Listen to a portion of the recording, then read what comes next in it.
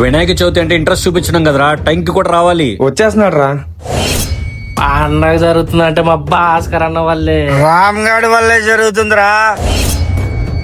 మన ప్రెసిడెంట్ గారు చేయలేని పని మన రామ్ గారు చేశాడురా. ఆ రామ్ గారు గవర్నమెంట్ ని ఏం మాయ చేశాడో గాని పర్మిషన్ ఇట్లా తెచ్చేసాడురా.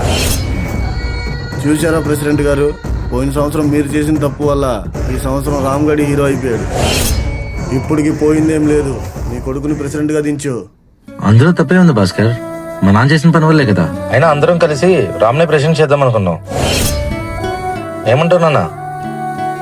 ఏదైనా నిమజ్జనం రోజునే రాముని ప్రెసిడెంట్ గా ప్రకటిద్దాం. వీళ్ళు మరీ నిన్ను చేతకన్నా కొడుకులా చూస్తున్నారా. రామ్ పుణ్యమా అని మనకు పర్మిషన్ వచ్చేసింది.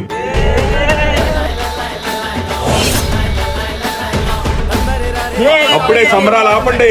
ఈసారి మనకి చాలా తక్కువ టైం ఉంది. చందా వసూలు చేయటానికి 2 టీములుగా వెళ్ళండి. రేయ్, నాతో వచ్చేవాళ్ళు రండ్రా. వీడు గొడవ పెట్టుకునే ఉద్దేశంలో ఉన్నాడు లేరా, మనోళ్ళు రండి.